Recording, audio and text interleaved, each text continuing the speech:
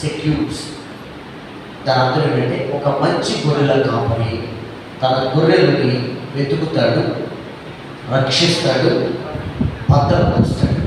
ఒక మంచి గొర్రెల కాపరి తన గొర్రెలను వెతుకుతాడు, తన గొర్రెలను రక్షిస్తాడు, తన గొర్రెలను భద్రపరుస్తాడు.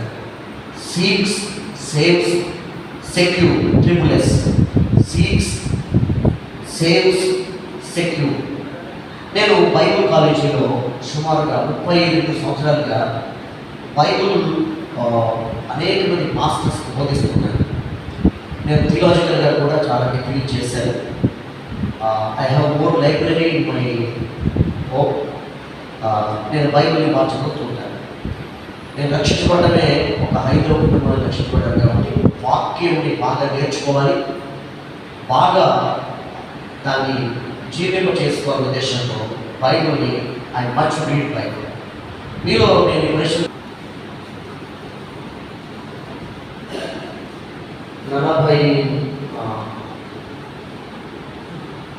47వ అధ్యాయం, ఆదికాండం 47వ అధ్యాయం 3-4 వచనాలు చూచి మీ వృత్తి ఏమిటని అడిగిన జనరేషన్స్ నోవా, అబ్రహాం తర్వాత ఐజాక్ తర్వాత జాకోబు, వీళ్ళందరూ కూడా గొర్రెల కాపరులు. ఆ గొర్రెల కాపరు అనేటువంటి వృత్తిని వారు చేపట్టారు. కాబట్టి ఎందుకు వారు గొర్రెల కాపరి అయ్యారు? మొట్టమొదటి గొర్రెల కాపరి బైబిల్లో 4వ అధ్యాయం ఆదికాండము 2-4 చదివితే హేబేలు గొర్రెలకు కాపరిగా ఉన్నాడు. అతను గొర్రెల కాపరి.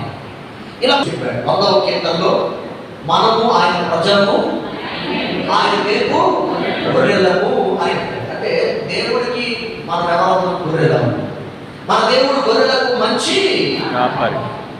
34వ అధ్యాయం 11-16 వచనాలు యెహెజ్కేలు గ్రంథాన్ని మనం చదివితే గాడ్ హిమ్సెల్ఫ్ సీక్స్.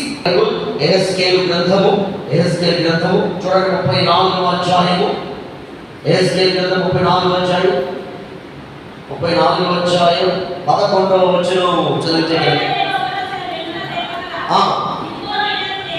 నేనే నా గొర్రెలను వాటిని వెతుకుతును, కనుగొందును. చెదరిపోయినప్పుడు వాటి కాపు వెళ్ళినట్టు నా గొర్రెలను వెతికి